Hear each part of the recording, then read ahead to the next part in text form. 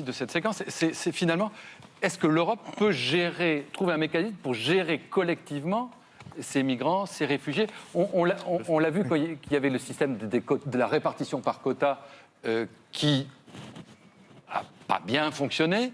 On voit aussi qu'aujourd'hui, il y a des pays qui ne veulent pas chez eux l'installation de migrants. Quelle peut être la réponse de l'Union européenne face à ça? Alors, bien sûr, là, il y a déjà le problème de Dublin, le traité de Dublin.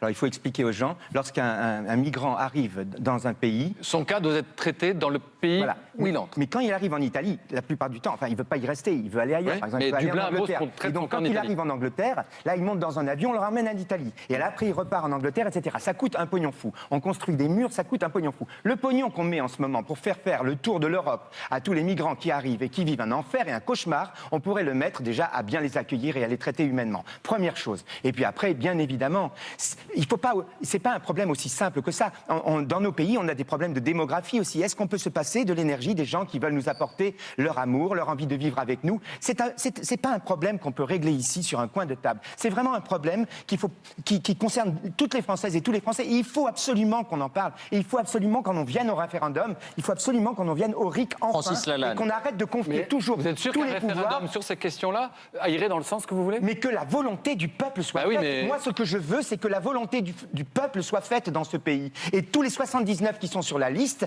on a construit cette liste pour que la volonté du peuple soit faite et qu'on ne soit plus là pour penser le monde à la place des gens, mais pour faire en sorte que les gens puissent le penser par eux-mêmes. Vous défendez une position humaniste et d'accueil. Vous êtes sûr que si on fait un référendum, c'est ça que vont dire les Français? Écoutez, à un moment donné, si je ne me sens pas bien dans un pays, et si je ne me sens pas bien dans un pays, et si je ne pense pas, et si je ne suis pas en harmonie avec les gens qui vivent dans ce pays autour de moi, je peux aussi partir et moi devenir un migrant aussi. Mais c'est pas à moi de décider de ça, ni à vous, ni à personne ici. C'est au peuple français de décider de ça. Que la volonté du peuple soit faite enfin dans ce pays. Monsieur Lalanne, je voudrais vous faire, mais tous, je voudrais vous faire réagir quand on parle d'Europe et de migrants à cette photo-là, une photo, la photo de messieurs Orban et Salvini.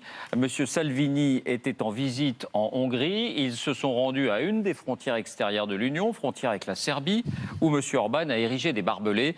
Monsieur Orban ne veut pas entendre parler d'un modèle multiculturel dans son pays. Il refuse absolument d'accueillir des migrants. Qu'est-ce qu'on dit? Qu'est-ce qu'on fait quand on parle de solidarité européenne avec monsieur Orban? Salvini, Madame Le Pen, qui représente ou qui dit qu'elle représente la France, fait des câlins avec quelqu'un qui veut donner 55 000 € d'amende à une personne. Alors, on a vérifié, c'est 5 500, hein, c'est pas 55 000, mais enfin bon, on vous fait grâce d'une échelle de 10. Vous voyez ce que je veux dire?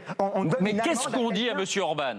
Comment on fait avec Viktor Orban? On veut donner une amende à quelqu'un qui veut sauver la vie d'un être humain. Est-ce que c'est ça l'image de la France? Comment on fait avec la Hongrie?